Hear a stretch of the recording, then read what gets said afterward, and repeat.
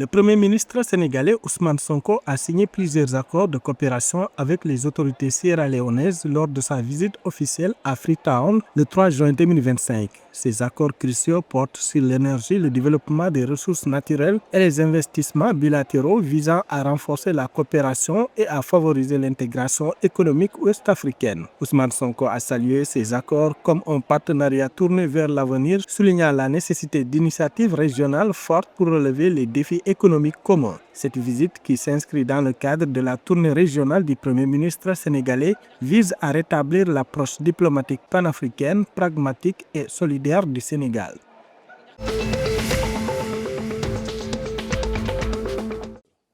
La Gambie a renouvelé son soutien sans équivoque à l'intégrité territoriale du Maroc et à son plan d'autonomie pour le Sahara. Cette position, réaffirmée le 3 juin 2025 à Rabat par le ministre gambien des Affaires étrangères Mamadou Tangara, souligne l'engagement constant de la Gambie.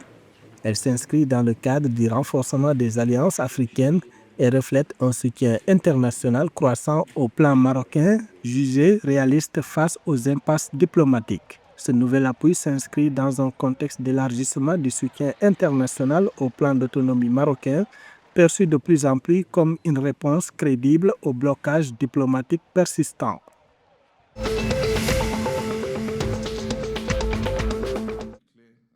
Le président ghanéen John Mahama a officiellement lancé le 3 juin 2025 le sommet Mining in Motion 2025 à Accra, exhortant l'Afrique à repenser son approche de l'exploitation minière. Il a insisté sur l'urgence de renforcer les investissements dans la chaîne de valeur en aval pour bâtir des économies africaines plus résilientes et diversifiées. Selon le chef de l'État, l'Afrique regorge des ressources critiques telles que l'or, la bauxite, le lithium, le cobalt et les terres rares, détenant notamment 90% des réserves mondiales de platine. Malgré la contribution significative du secteur minier au PIB et à l'emploi, il a souligné que son impact sur la vie des populations reste insuffisant.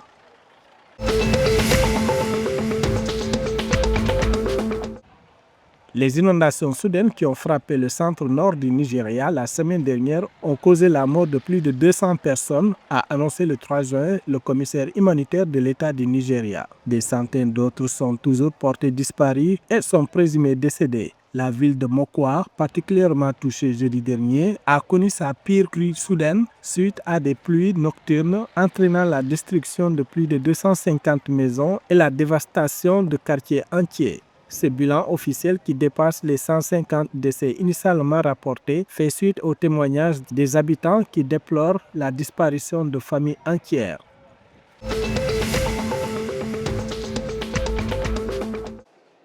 L'AS Douanes du Burkina Faso a réalisé un exploit historique en remportant les titres masculins et féminins de la Coupe d'Afrique des clubs champions Zone 3 tenue à Ouagadougou du 27 au 31 mai 2025.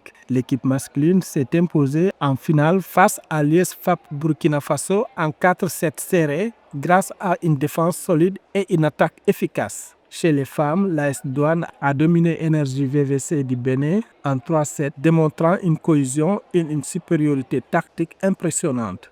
Ce double sacre marque l'ascension du volleyball burkinabé sur la scène régionale et souligne la réussite de l'organisation de la compétition.